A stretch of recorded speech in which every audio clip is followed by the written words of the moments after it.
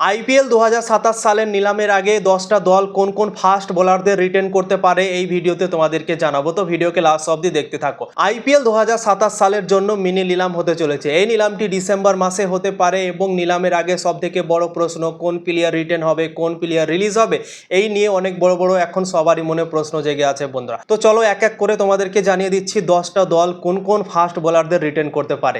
1 নম্বর টিম হচ্ছে Chennai Super Kings. Chennai Super Kings Jamie ওভারটনকে রিটেন করতে পারে, 2 নম্বরে মুকেশ চৌধুরীকে রিটেন করতে পারে, 3 নম্বরে খালিল আহমদকে রিটেন করতে পারে, 4 নম্বরে নেথান এলিসকে রিটেন করতে পারে।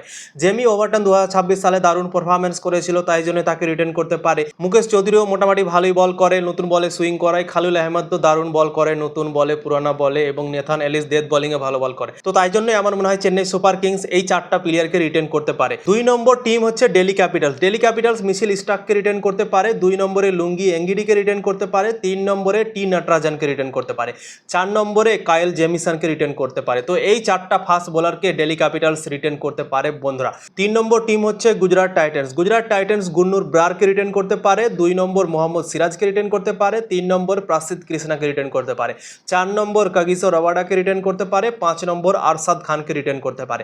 তো এই 5টা ফাস্ট বোলারকে গুজরাট টাইটান্স রিটেন করতে পারে আইপিএল 2027 সালের মিনি নিলামের আগে। 4 নম্বর টিম হচ্ছে Kolkata Knight Riders. Kolkata Knight Riders Kartik ত্যাগীকে রিটেন করতে পারে, 2 নম্বরে হর্ষিত রানাকে রিটেন করতে পারে, 3 নম্বরে ব্লেসিং মুজারবানিকে রিটেন করতে পারে, 4 নম্বরে উমরান মালিককে রিটেন করতে পারে, 5 নম্বরে সৌরভ দুবেকে রিটেন করতে পারে। তো এই 5টা ফাস্ট বোলারকে কলকাতা নাইট রাইডার্স আইপিএল 2027 সালের মিনি নিলামের আগে রিটেন করতে পারে। কার্তিক ত্যাগী দারুণ পারফরমেন্স করেছিল, তোমরা তো নিজেই দেখেছিলে, এবং হর্ষিত রানা তো অসাধারণ একটা বোলার, ভারতীয় দল থেকেও খেলছে, তো তার কোনো সন্দেহ নেই। ব্লেসিং মুজারবানি 2টো ম্যাচ খেলার সুযোগ পেয়েছিল, 2টো ম্যাচে সে 4টা উইকেট নিয়েছিল আইপিএল 2026 সালে। তো আমার মনে হয় ব্লেসিং মুজারবানি ভালো একটা বোলার, এবং জিম্বাবুয়ে দল থেকেও কিন্তু সে ভালো বল করে, সব দিনই আমরা দেখতে পাই। কয়েকদিন আগে ভারতের সাথে সিরিজ হয়েছিল, সেখানেও কিন্তু ব্লেসিং মুজারবানি ভারতের বিরুদ্ধে ভালো বল করেছিল বন্ধুরা। তো তাই জন্য আমার মনে হয় ব্লেসিং মুজারবানিকেও কলকাতা নাইট রাইডার্স রিটেন করতে পারে। উমরান মালিকের একটু সন্দেহ আছে, তাও আমি উমরান মালিককে ব্যাক করছি, যেহেতু তার গতি আছে। কলকাতা নাইট রাইডার্স সুযোগ দেয়নি আইপিএল 2026 সালে, কিন্তু আমার মনে হয় তাকে রিটেন করা উচিত 2027 সালের জন্য। সৌরভ দুবে দারুণ বল করেছিল, লাস্টের দিকে কয়েকটা ম্যাচ খেলার সুযোগ পেয়েছিল, সেখানে সবাইকে ইমপ্রেস করেছিল বন্ধুরা। তো আমার মনে হয় সৌরভ দুবেকেও রিটেন করতে পারে। তো এই 5টা প্লেয়ারকে কলকাতা নাইট রাইডার্স রিটেন করতে পারে নিলামের আগে। 5 নম্বর টিম হচ্ছে Lucknow Super Giants. Lucknow Super Giants Mohammad সামিকে রিটেন করতে পারে, মহসিন খানকে রিটেন করতে পারে, প্রিন্স যাদবকে রিটেন করতে পারে,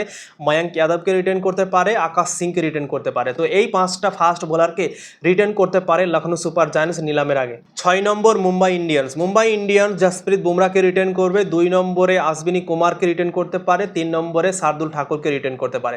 তো এই 3টে প্লেয়ারকে আমার মনে হয় ফাস্ট বোলারদের মধ্যে রিটেন করতে পারে বন্ধুরা। কেননা ট্রেন্ট বোল্টও আছে, দীপক চেহারও ছিল, কিন্তু আমার মনে হয় ট্রেন্ট বোল্ট দীপক চেহার খুব একটা ভালো পারফরমেন্স দিতে পারেনি লাস্ট 2 বছরে। তো তাই জন্য আমার মনে হয় ট্রেন্ট বোল্ট, দীপক চেহার এই বলার দুটোকে আমার মনে হয় রিলিজ করে দিতে পারে মুম্বাই ইন্ডিয়ান্স বন্ধুরা। তো তাই জন্য এই 3টে প্লেয়ারকে আমার মনে হয় রিটেন করার চান্স সব থেকে বেশি আছে। 7 নম্বর টিম হচ্ছে পাঞ্জাব কিংস। পাঞ্জাব কিংস আশদীপ সিংকে রিটেন করতে পারে, বিজয় কুমার ভিসাককে রিটেন করতে পারে, 3 নম্বরে এক্সিবার বার্টলেটকে রিটেন করতে পারে। তো 3টে প্লেয়ারকে আমার মনে হয় রিটেন করতে পারে পাঞ্জাব কিংস। আরও প্লেয়ার আছে পাঞ্জাব কিংসের দলে, কিন্তু তারা খুব একটা ভালো পারফরমেন্স দিতে পারেনি। তো তাই জন্য আমার মনে হয় এই 3টে প্লেয়ারকে রিটেন করার চান্স সব থেকে বেশি আছে। 8 নম্বর টিম হচ্ছে Rajasthan Royals. Rajasthan Royals Jofra আর্চারকে রিটেন করতে পারে, 2 নম্বরে নান্দ্রে বার্গারকে রিটেন করতে পারে, 3 নম্বরে ব্রিজেশ শর্মাকে রিটেন করতে পারে, 4 নম্বরে তুষার দেশ পান্ডেকে রিটেন করতে পারে।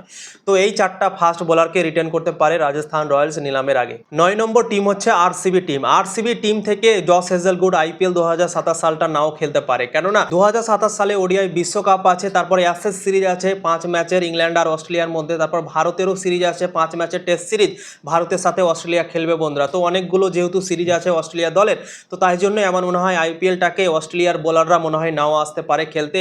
তো আইপিএল 2027 সালটা তারা মিস করতে পারে, যেমন প্যাট কামিন্স, জস হেজেলউড এই প্লেয়ারগুলো নাও খেলতে পারে আইপিএল 2027 সালটা বন্ধুরা, নিজের নামটা তুলে নিতে পারে। তো জস হেজেলউডকে আমার মনে হয় নাও পেতে পারে আরসিবি টিম। জেকব ড্যাফিকে রিটেন করতে পারে, ভুবনেশ্বর কুমারকে রিটেন করতে পারে, রাশিক সালামকে রিটেন করতে পারে। তো এই 3টে প্লেয়ারকে আমার মনে হয় রিটেন করতে পারে, এবং জস হেজেলউড যদি অ্যাভেলেবেল থাকে তো তাকে রিটেন করতে পারে। চান্স খুবই কম আছে আইপিএল 2027 সালটা খেলা জস হেজেলউডের জন্য। 10 নম্বর টিম হচ্ছে সানরাইজার্স হায়দ্রাবাদ। সানরাইজার্স হায়দ্রাবাদের দল থেকে প্যাট কামিন্স ক্যাপ্টেন্সি করে, তোমরা তো জানো, এবং সানরাইজার্স হায়দ্রাবাদ দল থেকে প্যাট কামিন্স মনে হয় নাও আসতে পারে। ওই যে বললাম কি অস্ট্রেলিয়ার প্লেয়াররা আসবে না মনে হয় খেলতে আইপিএল 2027 সালটা, তারা অনেক ব্যস্ত থাকবে অস্ট্রেলিয়া ক্রিকেট নিয়ে, তো তাই জন্য আইপিএলটা মিস করতে পারে। তো প্যাট কামিন্সও আমার মনে হয় মিস করতে পারে, তো হায়দ্রাবাদ তাকে নাও পেতে পারে বন্ধুরা। তো প্রাফুল হিঙ্গে 1 নম্বরে আমার মনে হয় রিটার্ন করতে পারে, 2 নম্বরে সাকিব হোসেন, 3 নম্বরে ঈশান মালিঙ্গা। তো এই তিনটে ফাস্ট বোলারকে সানরাইজার্স হায়দ্রাবাদ নিলামের আগে রিটার্ন করতে পারে বন্ধুরা। তো এই 10টা টিম এই ফাস্ট বোলারদের রিটার্ন করতে পারে, যে নামগুলো তোমাদেরকে জানালাম। ইনফরমেশন যদি ভালো লেগে থাকে অবশ্যই লাইক শেয়ার করে সবাইকে জানার সুযোগ করে দেবে।